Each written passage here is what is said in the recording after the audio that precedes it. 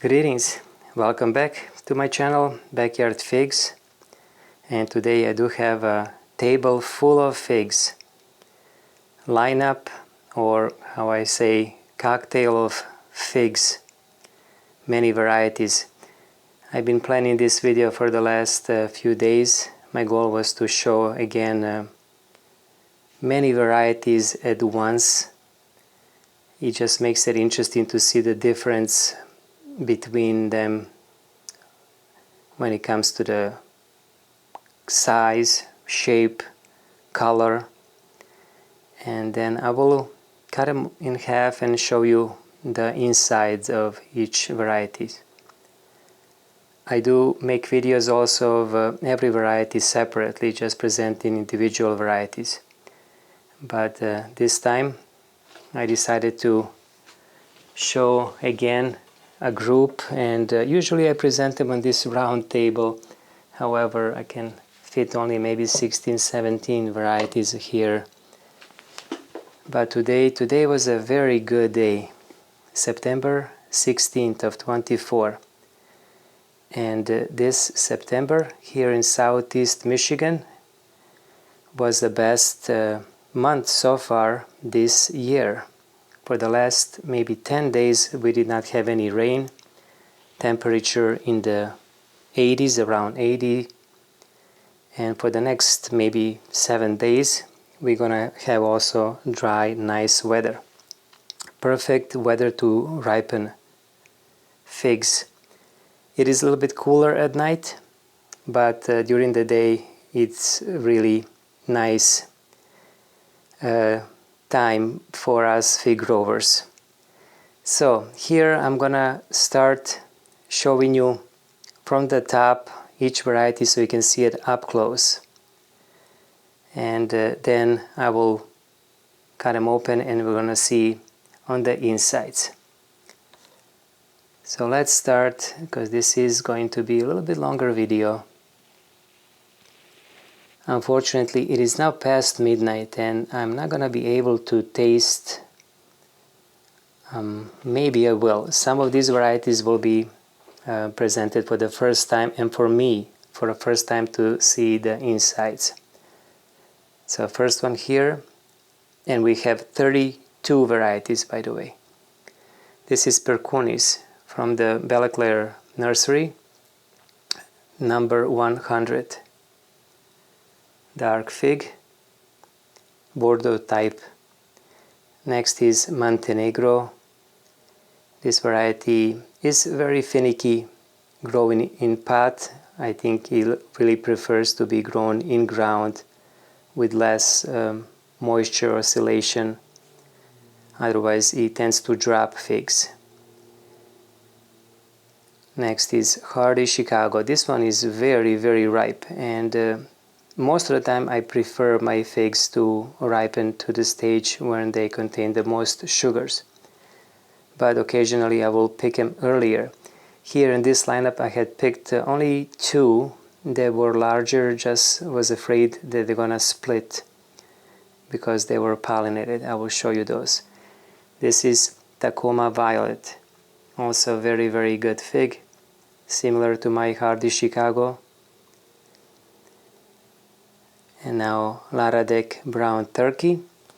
I was very impressed with this variety last season at the end of the year. It had very rich pulp red, more berry than I expected. This year so far did not repeat same look, but we will see what's going to happen with this fig. It's really dried up now, so I hope that it will be more intense. Now we have Tina. Well, this variety for 7 years I believe that I have White Marseille, and this actually maybe 2 months ago somebody commented on one of my videos and mentioned that this is in fact Tina, not White Marseille. So I did investigate, and yes, he was right. This is Tina, and one of my, if not the best, maybe honey type. I only have another really good honey type, Peter's honey, not here on the table. Here is Black Greek. Not the best fig that I could pick, but now it is almost over for this variety, and these are the last figs on this tree. I do have some copies here if in case the pulp doesn't look right. I will take another fig to show you. Here is Seven Lakes. This variety reminds me, and in my opinion is Celeste. Very, very good variety. I love Celeste. Classics. Hardy Chicago and Celeste, you cannot go wrong with them. Here is a seedling from California. Crema di Mora. For the first time ever, I'm going to be able to see the pulp when I cut them in half, and also to taste them. This is the first time that this tree had fruited for me, and I think I know now why. Some of these varieties have been pollinating, hand pollinating, and this is the one. Every fig that I had pollinated stayed and ripened, or is going to be ripe soon. So I think this is now confirmed, at least for me, that it is a Smyrna in its pollination. Rouge, I don't know how to pronounce. Again, I was a little bit surprised about the color of this one. We'll see what's going to happen inside. I was thinking that it will be more darker color on the skin even, but apparently I did not pay attention when I was obtaining this variety. Next we have Savak Noir. Oh, this is a good variety, very good variety. Like Mount Etna, but very, very good. Another variety that I'm going to be tasting for the first time ever, Izmir. Turkish in origin, but it was popularized by Kirill Donev, Bulgarian agronomist. And again, this is going to be the first time for me to taste this variety. Harry's Crete.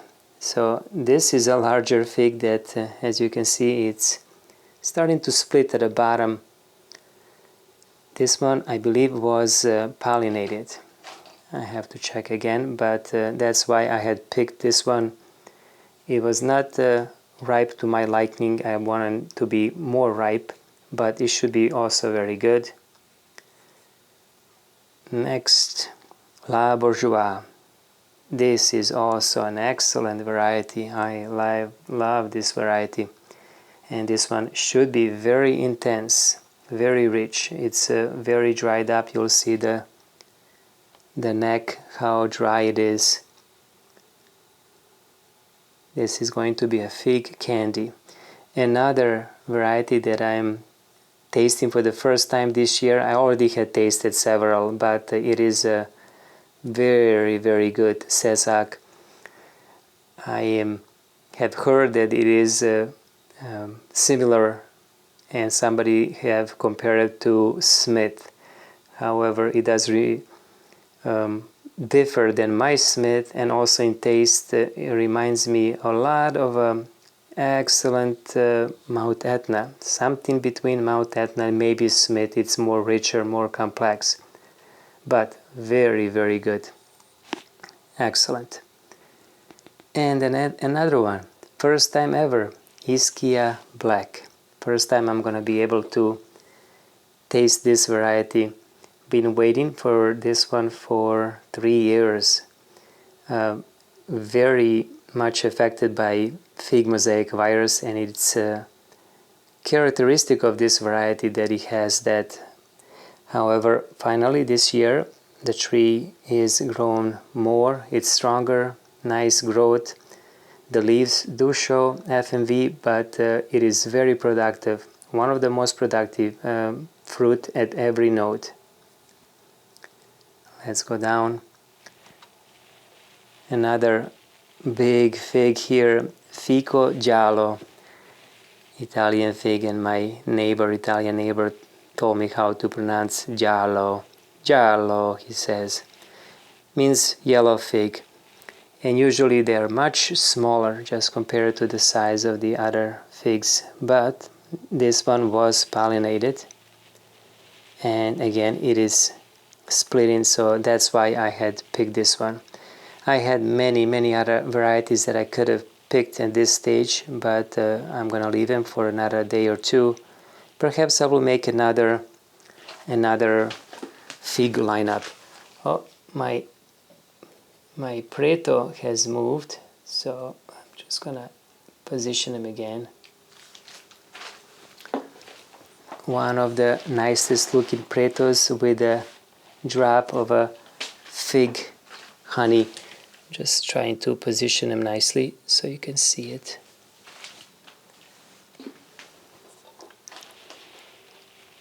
Very nice looking. I love to see that fig honey dripping out of the eye.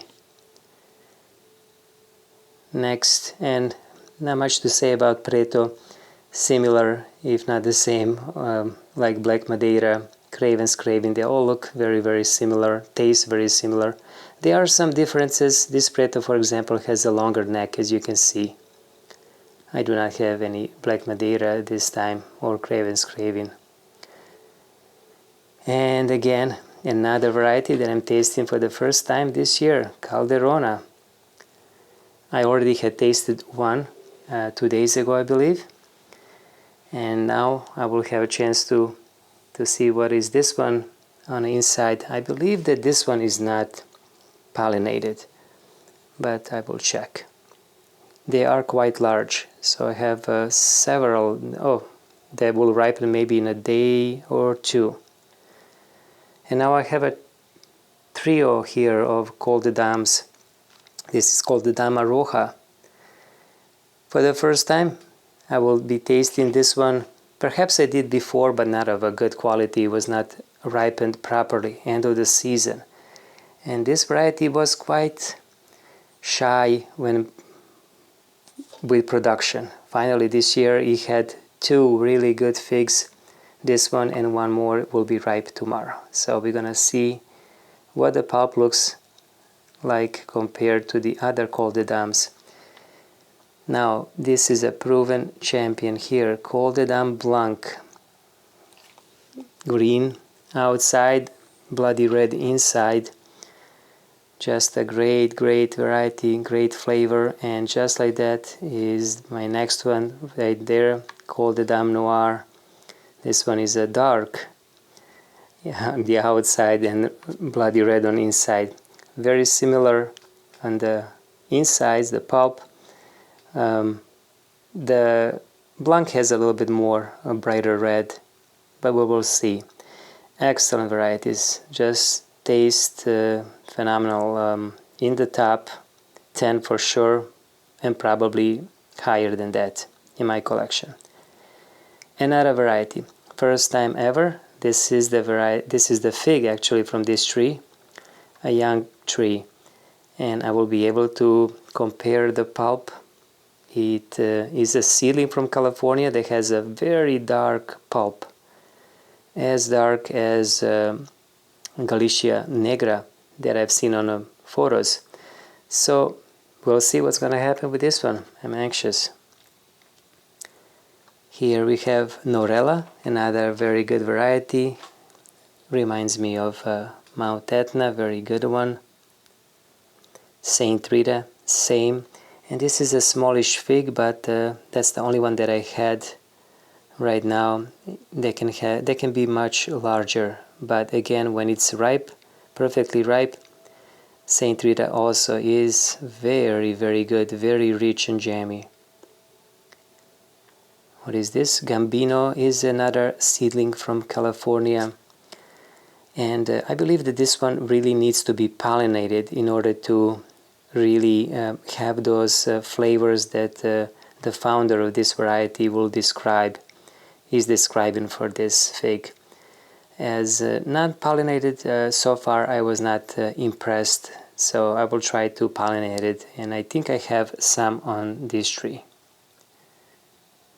This is BI 39, also very good variety when perfectly ripe, and this one should be, I prefer to see the neck a little bit more dry, but we should see how it looks on the inside. Again, in a Mount Etna family. Black Zadar. This variety, again, for the first time in this season, I'm tasting. They have 2 trees. They're very, very prolific, extremely prolific. And when they are dry, or ripened to the fullest before even starting to deteriorate, then they can be very sweet and a good quality. So we'll see. The only fault that I see for this variety is that it has a very large eye. Asti also, perhaps for the rainy areas, not the best choice. It's the best for the dry, like Arizona, southern California, Texas. Those areas in ground will be perfect. LSU Purple, variety that I was not expecting to be this color when I first ripened it. I was expecting to be more red or purple inside. Instead, it is quite amber in color, the pulp. Another variety that I'm not sure what it will be, the quality Beal.